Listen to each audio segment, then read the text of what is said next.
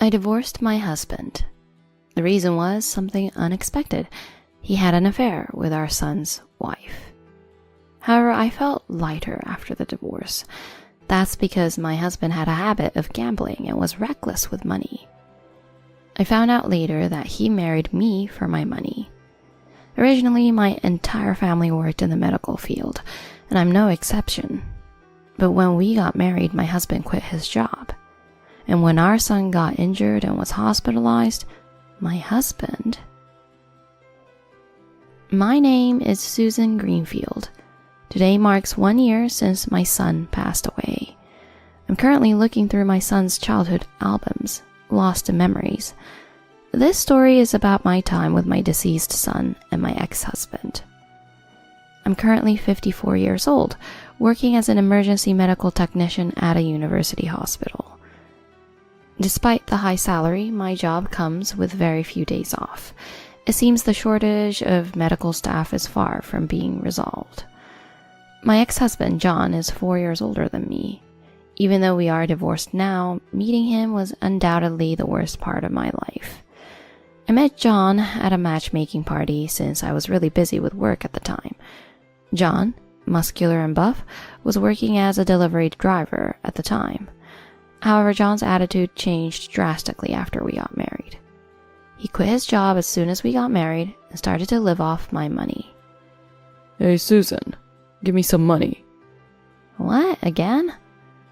I wonder how many times this has happened, but John's gaze was intimidating and I couldn't stand up to him. Hurry up and give it to me. Don't worry, I'll pay you back 10 times more. Saying that, my husband probably left the house to go gambling.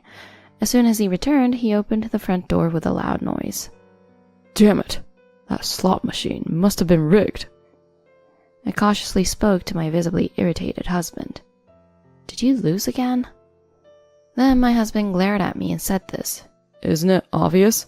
I lost all the $300 you gave me. Ever since we got married, I've been living as if I'm walking on eggshells every day. He hasn't been physically abusive, but his harsh tone of voice is enough to instill fear. I've thought about divorce countless times, but I didn't want to worry my son, who had just become a doctor. My son, David, is a 27-year-old intern this year.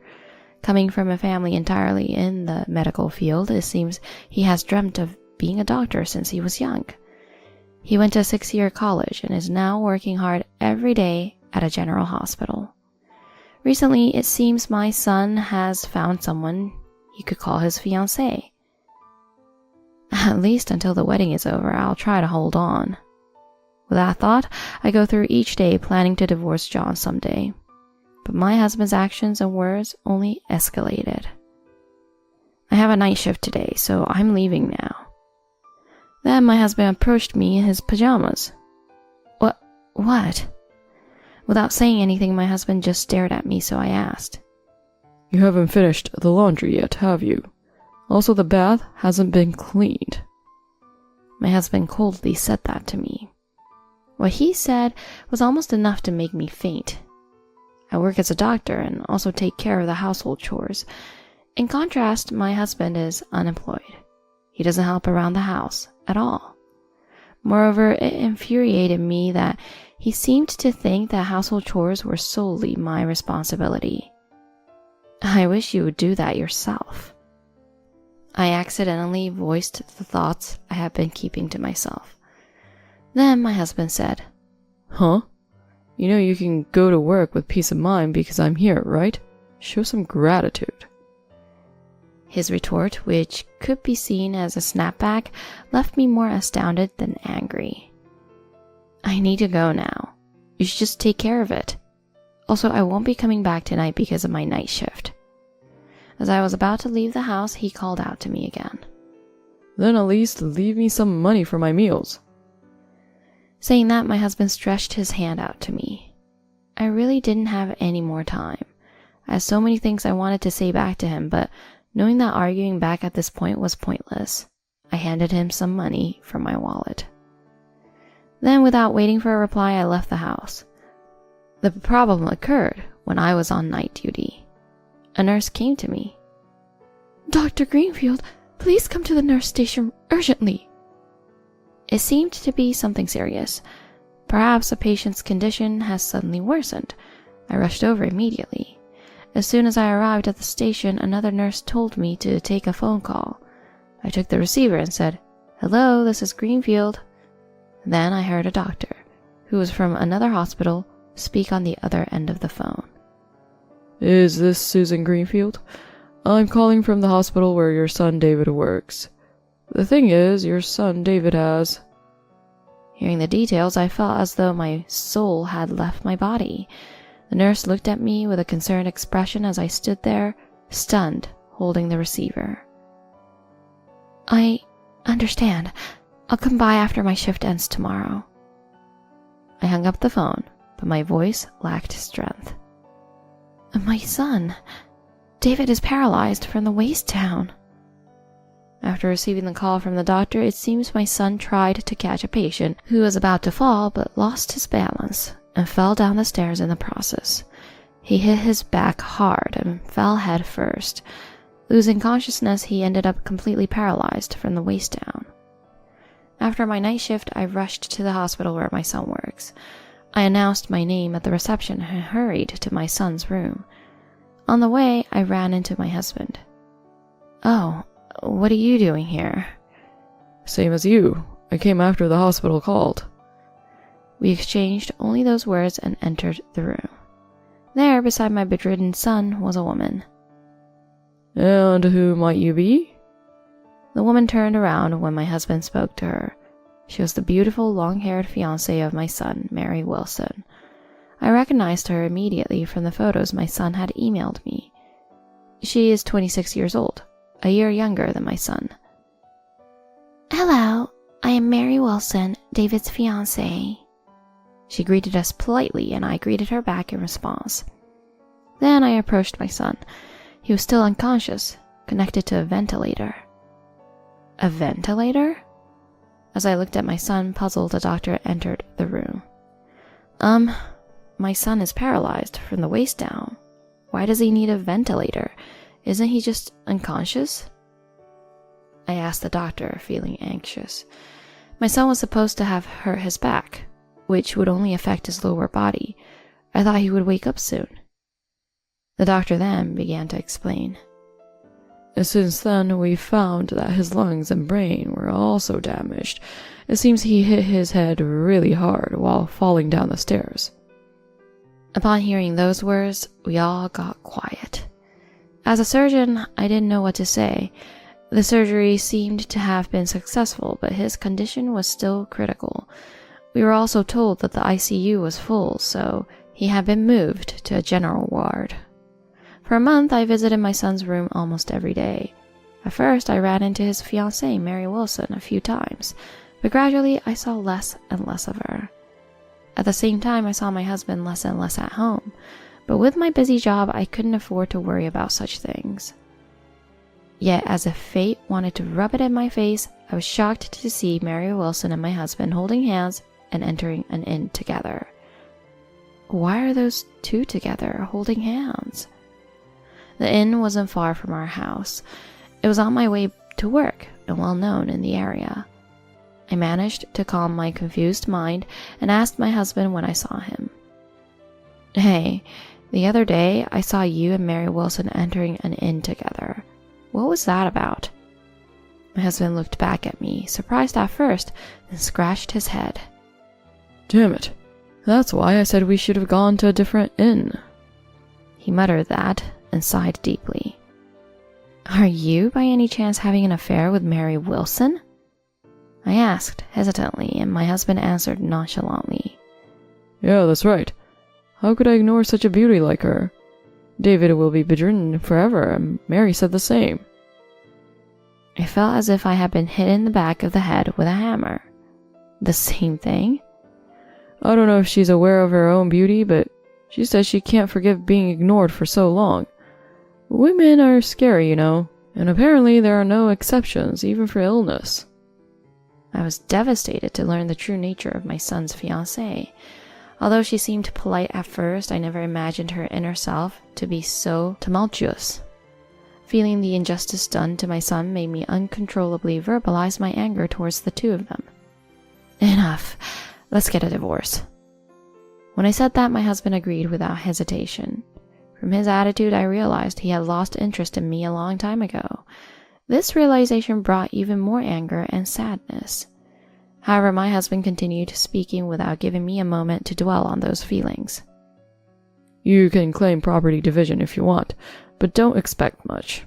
After all, I'm unemployed. I married you because I knew you were earning a high income. Is it okay to say whatever he wants just because we're getting divorced?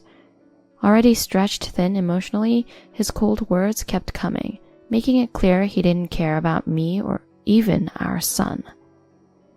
You're not even worth the effort of claiming property division, I retorted, trying to sound tough.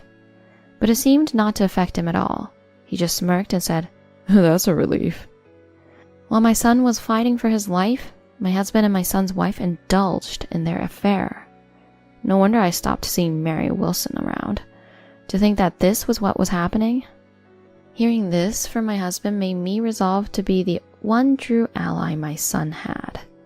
Yet contrary to my wishes, my son's condition never improved. Every visit was met with the sight of my son, eyes closed, not waking up. Still, I continued to visit the hospital, hoping he would open his eyes one day. 7 years passed without my son waking up, and then one day as I was taking a taxi to the hospital, my phone rang. Hello? What? I froze, phone still to my ear. I distinctly remember it was raining that day. The sound of the rain outside couldn't reach me at that moment. Arriving at the hospital and heading to his room, I found the heart rate monitor turned off and David's face was completely white, out of color. My... David... As I approached, weakly muttering, one of the doctors spoke to me. I'm sorry, but David passed away 10 minutes ago. The call I received in the taxi was to inform me that my son had gone into cardiac arrest. CPR had been performed by the doctors while I was on my way. One of the doctors was even sweating from his forehead. Despite their best efforts, my son had gone to heaven. I had waited 7 years, hoping he would wake up one day, but my son never came back. When my son's stretcher on his way to the morgue passed by me, I broke down and cried for the first time. Everything after that happened so fast. I took a leave from work and began the funeral preparations, which kept me busy. On the day of the funeral, I met someone. Yes, it was my ex-husband, John. Oh, if it isn't... He started to speak upon seeing my face, but then stopped, apparently forgetting my name. It's Susan. Oh, right. I remembered it started with S. He insulted me like that as soon as we met. His behavior was as inappropriate as ever, especially at a setting like a funeral. I don't know how you found out, but you have some nerve showing up. Our son was fighting alone while you were having an affair. Seeing this man brought all my repressed bitterness to the brink of explosion, but the words that came from my ex-husband only further inflamed my anger. I'm not really interested in the funeral. What we're here for is... Before he could finish, a woman continued his sentence from behind.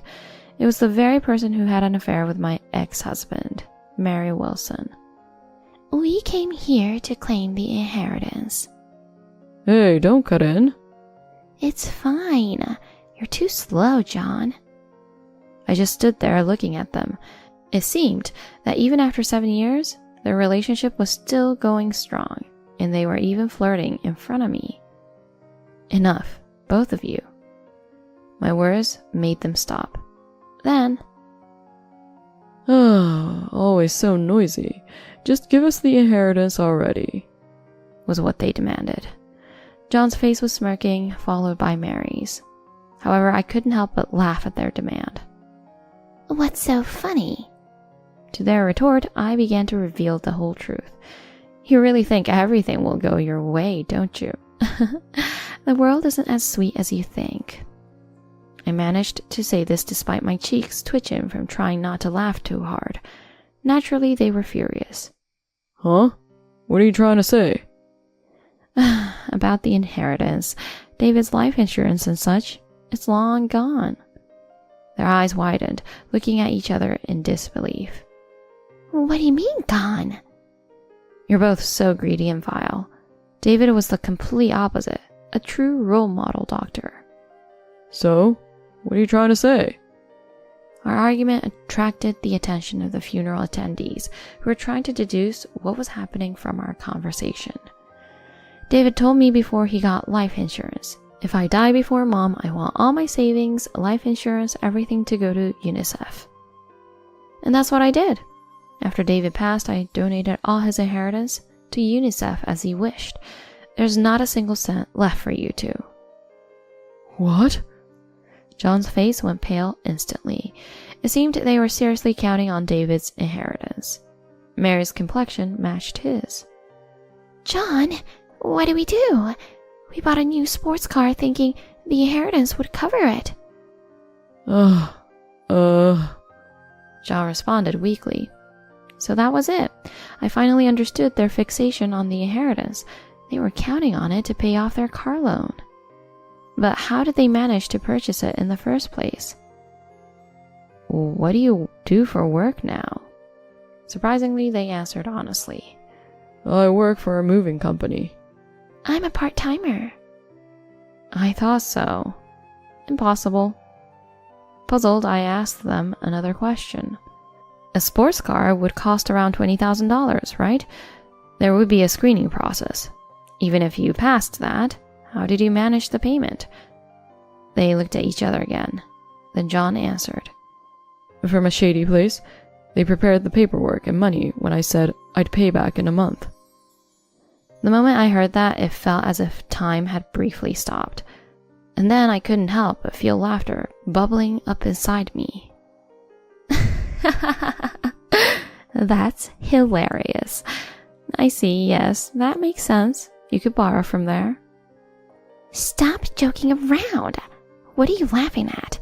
This is serious for us.